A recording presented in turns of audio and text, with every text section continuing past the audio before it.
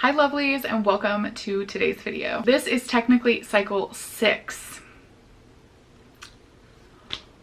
So if you guys are new to my channel, hello, my name is Alyse. I am the mama of the Sykes fam. I am married to my husband, Donald. We have one daughter already. Her name is Kala, and she just turned 2 in June. The very first time we got pregnant was with my daughter. I had a completely successful trying to get pregnant situation. I got pregnant the very first time. I had a completely successful pregnancy. It was only when I went to labor and delivery that I had some complications, which I will share with you guys, I promise, at some point in a labor and delivery story of my first baby. This second time around, I'm a little bit different in a lot of different scenarios, and the TTC journey has been completely different. We did get pregnant in February. I then unfortunately miscarried middle of March at around 6 weeks pregnant. Since then, we've taken lots of different steps to hopefully prevent that from ever happening again. I will go ahead and link for you guys my TTC playlist up on the iCard. I think it's over here on the screen here for you guys to go catch up. Either pause this video and go watch those videos so you guys can get caught up to today, or you can watch those after this video. But in today's video, I'm going to be sharing all of the things that I'm changing up for this cycle specifically to hopefully put our best foot forward.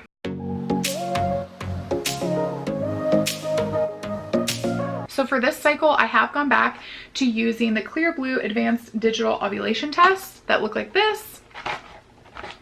So they give you a monitor, which I actually have continued using the same monitor from previous boxes of ovulation tests because of recommendations that I've got personally and also from information that I've read online. If you continue to use the same holder, it will begin to learn like your cycle better in a sense, or whether or not one day is massively different than the next for you in particular. So instead of using the new holder that came in the new box, I'm going to keep using this holder. Also, in previous cycles, I may have started testing with the ovulation kit too early. So I am going to be starting on a specific day this month that I think is going to work for me. Another thing that I will be changing specifically about the ovulation test is once I receive my high result, so you get low result, high result, peak result.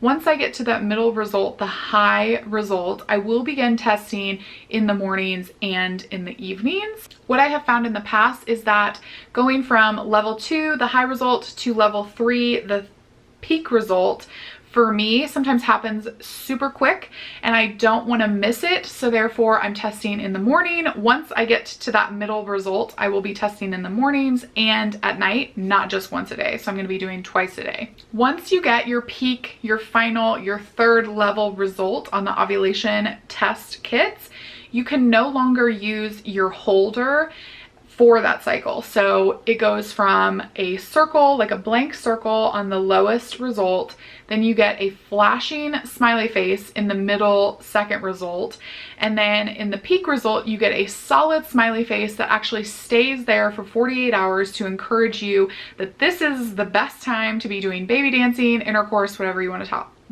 call it. So because I can no longer use that holder to then further test, I actually picked up some Clear Blue Fertility Monitor test sticks on accident from Amazon last month. And these sticks are not, they look so similar, but they are not meant for the digital, the advanced digital ovulation holder. They're not meant to go with that. If I'm being totally honest, when I purchased these last month, I went ahead and used them with the digital advanced ovulation holder. And obviously I shouldn't have done that, but they worked. But you never know, like, did they work accurately? So I went back, even though they're more expensive, and I purchased the actual testers that go with the holder, even though they're so similar.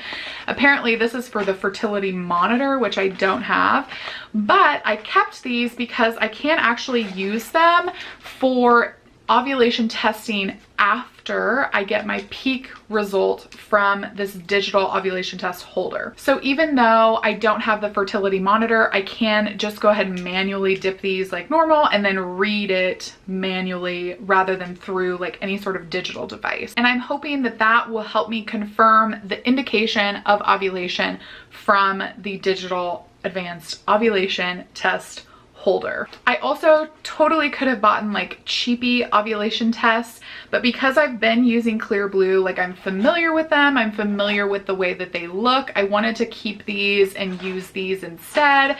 That way I can kind of have somewhat of like a maintained amount of information rather than changing up and bringing in an entirely new factor by choosing a different brand. The next new thing I'm going to be adding in this cycle is basal body temperature. So this is something that comes in super handy for somebody like me who has PCOS, who can't always rely on ovulation testing to determine ovulation. Basal body temperature is the way to go. At least that's what I've heard. The forums that I've been in, the feedback that I've gotten from you guys is to do the basal body temperature. So basically you just have to get a specific basal body thermometer, which I picked up from Target. It was not that expensive. I will link as much as I can of the products that I'm specifically using down below in the description box so you guys can go check it out. It wasn't expensive, but the reason it's basal body thermometer is because it goes to the 100th decimal point. So it goes like 98.76 or whatever, rather than 98.7. And they say that you can really determine a lot by the fluctuation of even up to the 100th decimal point of your temperature. If you guys are interested in learning more about the basal body temperature and want to see me make a video of my interpretation of it, I'd be happy to do that. Leave me a comment down below. In the meantime, I would definitely recommend Googling it to figure out when you're supposed to do it in the morning, right after you wake up without moving, where you can keep track of it, and what the fluctuations mean for you guys where at in your cycle. Is Darla upstairs? I can hear something like knocking on the door and it sounded like it was her tail. The next thing I'm going to be doing for this cycle to hopefully ensure better results, the results that I'm hoping for to become pregnant, is I actually went back to using 3 different fertility apps in hopes of kind of hedging my bets, if you will. Every single person is so unique, especially in their cycle, and every cycle is different.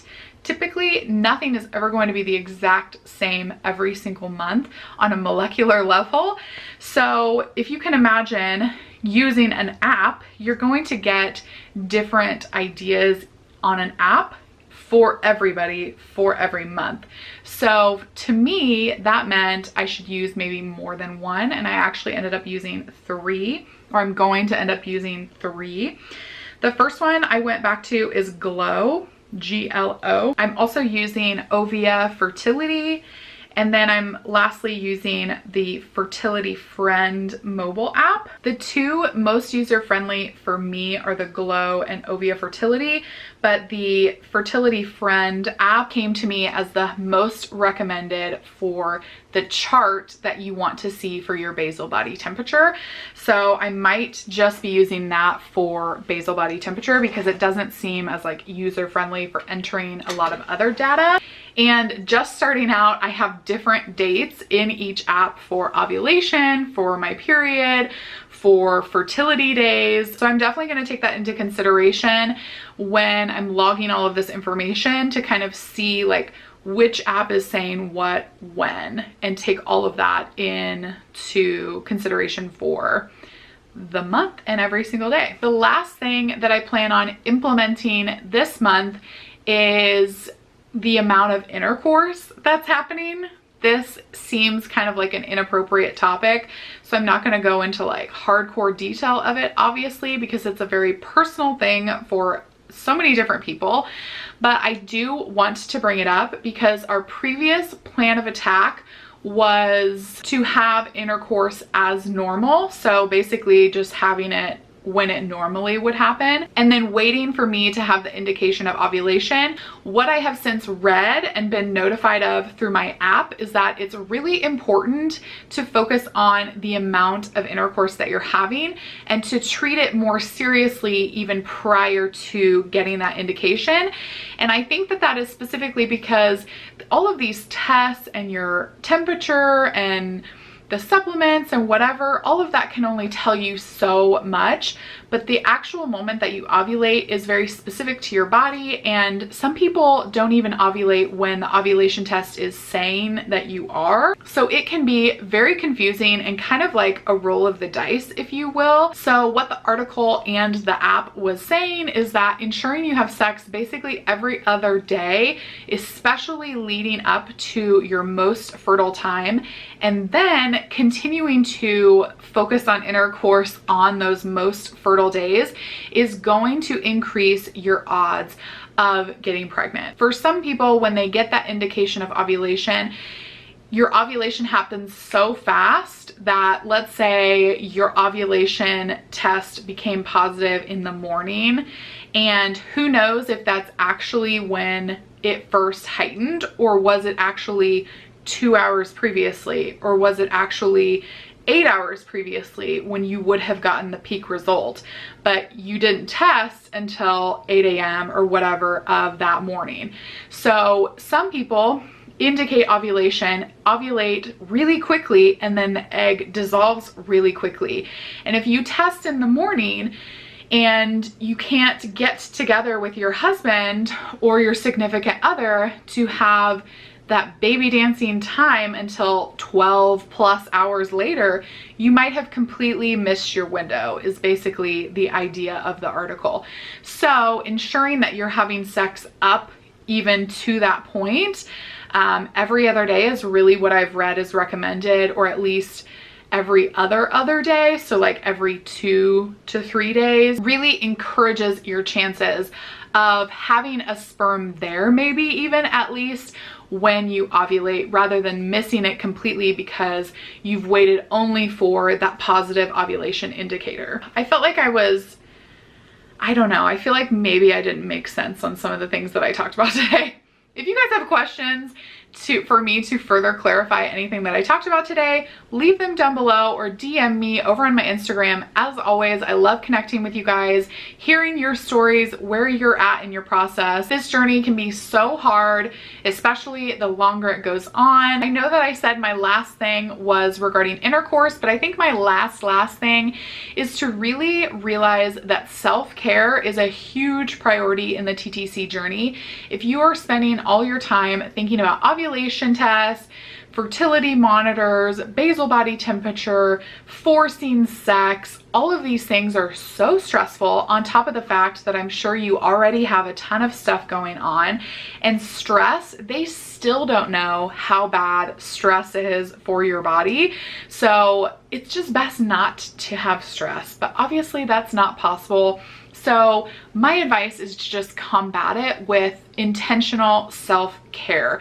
So kind of taking yourself out of so much pressure and stress and focusing on prioritizing whatever it is that makes you feel de-stressed. So that is definitely something that I will choose, that I'm going to choose to focus on for this cycle as well. If you guys are new here, or if you haven't yet subscribed, I would love to have you hit that subscribe button down below before you leave today's video. I do a lot of TTC content now that we're trying for baby number 2, but I also do a ton of content on ways to make your life easier, more efficient, more productive across the board. So you will definitely want to stick around as a regular subscriber. Give this video a thumbs up if you are excited for this next cycle, and if you could send the most positive vibes, prayers, baby dust, all of that towards me, I would be so grateful, because I'm sending it right back to you guys as well. Thank you so much for clicking on today's video, and I will see you guys in the next one.